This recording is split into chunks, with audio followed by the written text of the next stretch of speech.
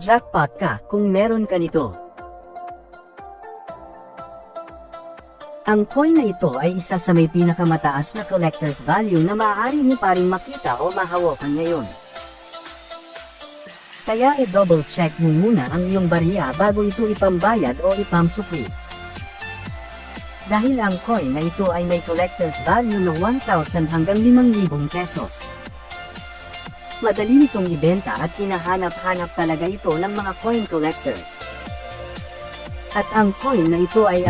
Hello guys, pag may barya kayo na ganito, bibilhin ko 5,000 isa. Kasi tinitigil na rin yung printer ito.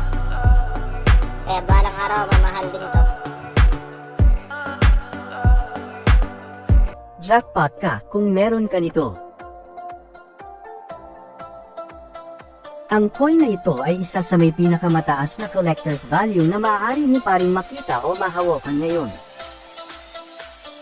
Kaya i-double check mo muna ang iyong barya bago ito ipambayad o ipamsukli. Dahil ang coin na ito ay may collector's value na 1,000 hanggang 5,000 pesos.